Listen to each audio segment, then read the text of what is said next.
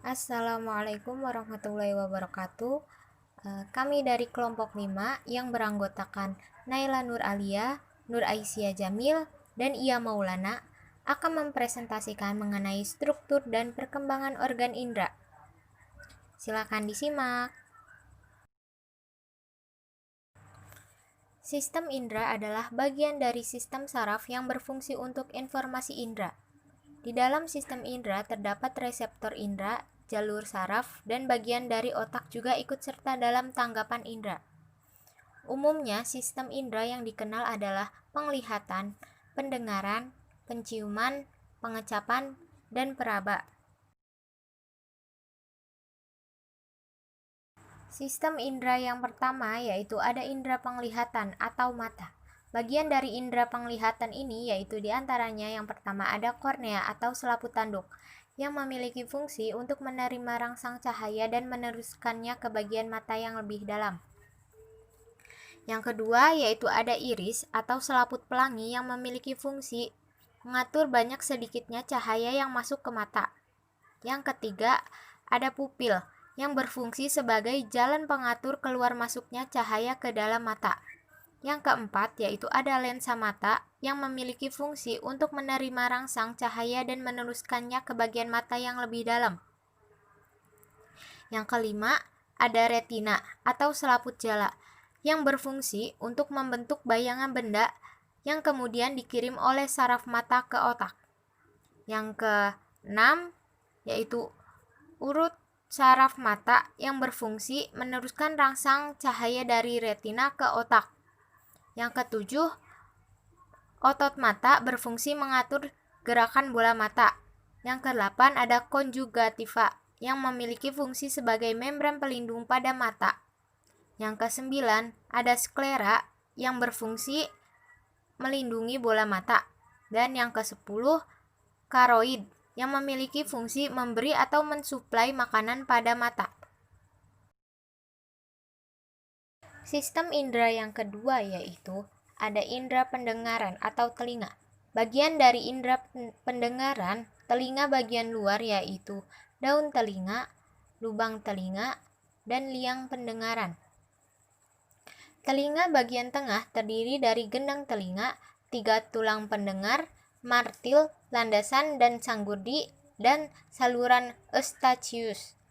Telinga bagian dalam terdiri dari alat keseimbangan tubuh, 3 saluran setengah lingkaran, tingkap jorong, tingkap bundar, dan rumah siput atau koklea. Sistem indera yang ketiga yaitu ada indera penciuman atau hidung. Bagian dari indera penciuman, lubang hidung berfungsi untuk keluar masuknya udara, rambut hidung berfungsi untuk menyaring udara yang masuk ketika bernapas, selaput lendir memiliki fungsi tempat menempelnya kotoran dan sebagai indera pembau.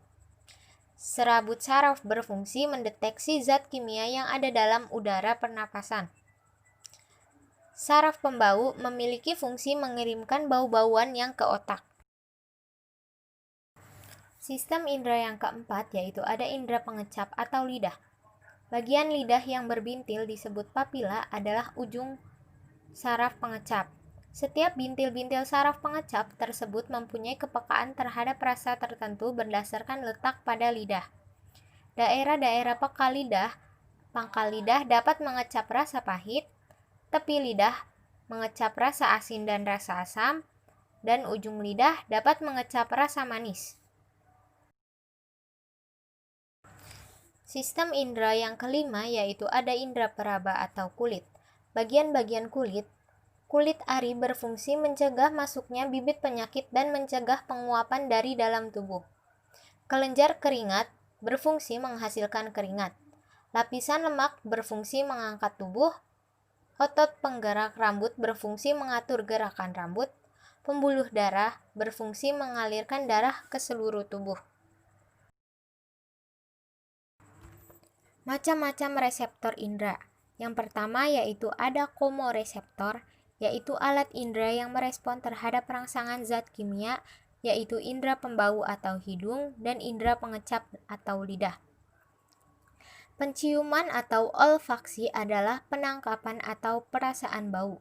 Perasaan ini dimediasi oleh sel sensor T spesialisasi pada rongga hidung vertebrata dan dengan analogi sel sensor pada antena invertebrata. Yang kedua, yaitu ada mekanoreseptor, yaitu alat indera yang merespon terhadap rangsangan gaya berat, tegangan suara dan tekanan, yakni indera peraba atau kulit, dan indera pendengaran telinga. Pendengaran adalah kemampuan untuk mengenali suara. Dalam manusia dan binatang bertulang belakang, hal ini dilakukan terutama oleh sistem pendengaran yang terdiri dari telinga, syaraf-syaraf, dan otak. Dan yang ketiga ada fotoreseptor, yaitu alat indera yang merespon terhadap rangsangan cahaya seperti indera penglihatan atau mata. Penglihatan adalah kemampuan untuk mengenali cahaya dan menafsirkannya.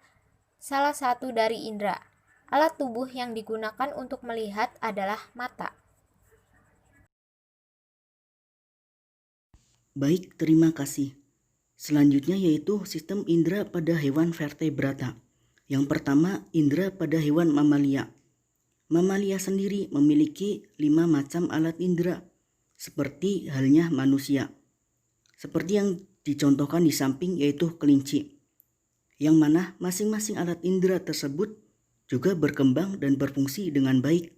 Beberapa jenis mamalia bahkan memiliki alat indera dengan kepekaan yang sangat kuat terhadap rangsangan.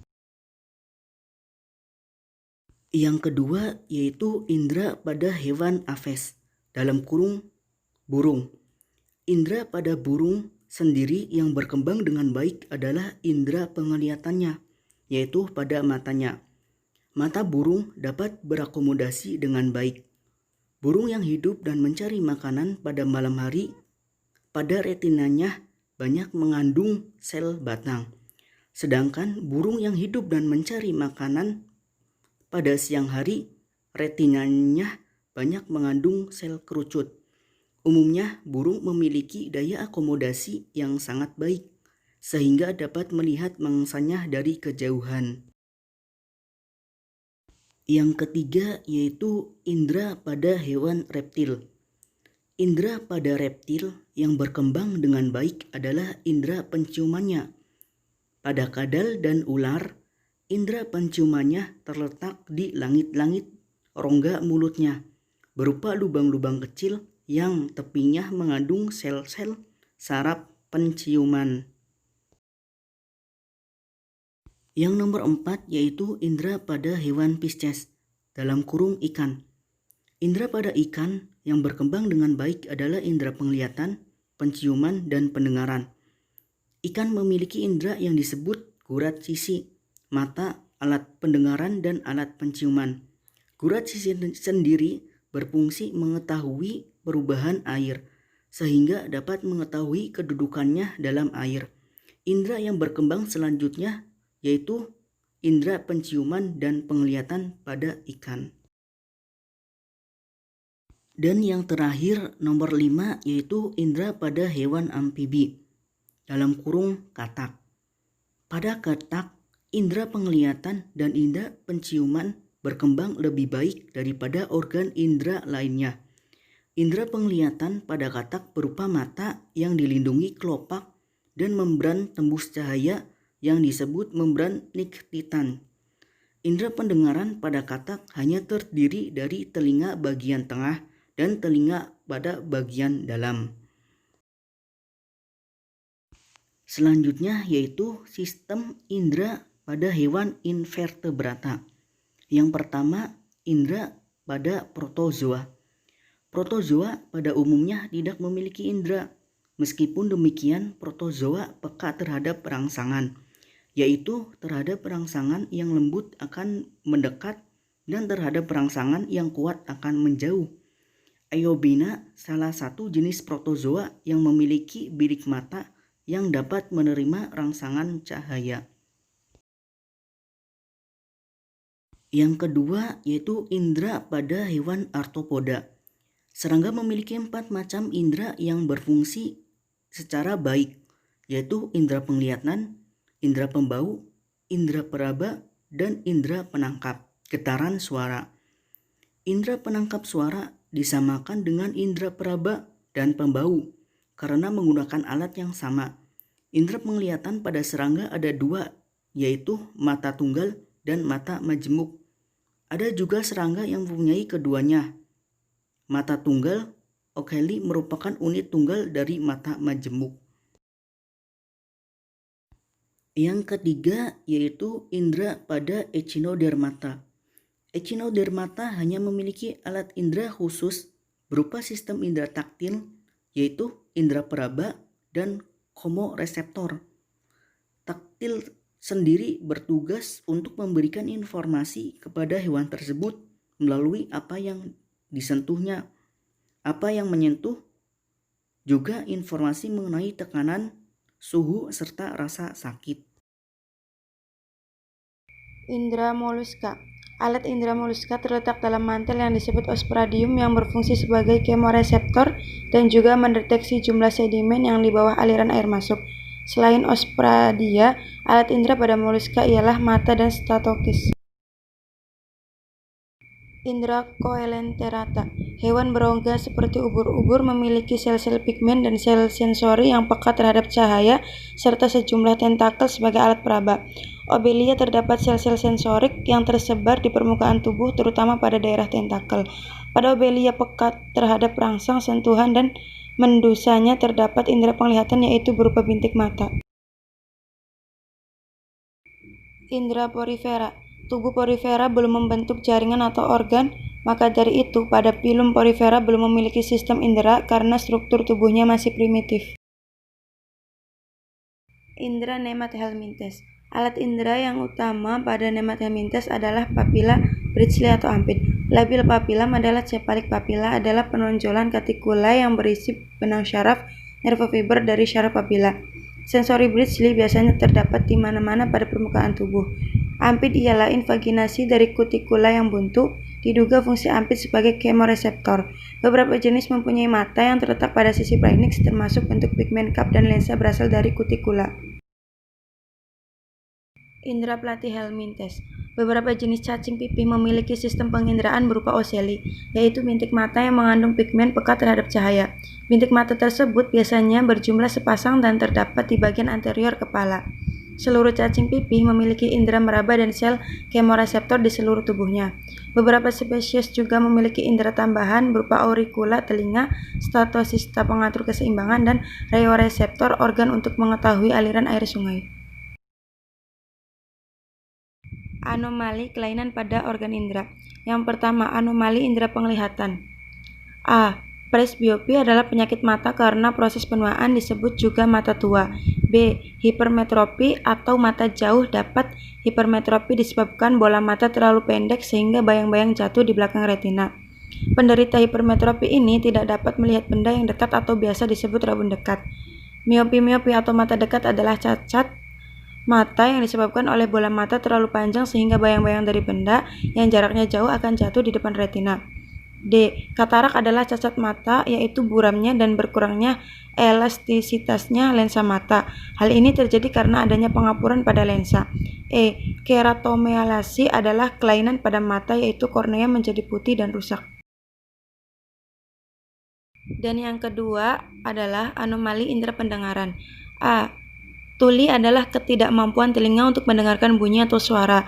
Tuli dapat disebabkan oleh adanya kerusakan pada gendang telinga, tersumbatnya ruang telinga, atau rusaknya saraf pendengaran. B. Congek-congek adalah penyakit telinga yang biasanya disebabkan oleh infeksi pada bagian telinga yang tersembunyi di tengah-tengah. Infeksi ini disebabkan oleh bakteri. C. Eksim pada telinga merupakan suatu peradangan kulit pada telinga luar dan saluran telinga yang ditandai dengan gatal-gatal, kemerahan, pengelupasan kulit yang pecah-pecah, serta keluarnya cairan dari telinga. Keadaan ini bisa menyebabkan infeksi pada telinga luar dan saluran telinga. D. Tumor-tumor pada telinga bisa bersifat jinak atau ganas kanker. Tumor yang jinak bisa tumbuh di saluran telinga, menyebabkan penyumbatan dan penimbunan kotoran telinga serta ketulian. Demikianlah presentasi yang bisa dipaparkan dari kelompok kami mengenai struktur dan perkembangan organ indera. Kurang dan salahnya Mohon dimaafkan. Terima kasih. Waalaikumsalam warahmatullahi wabarakatuh.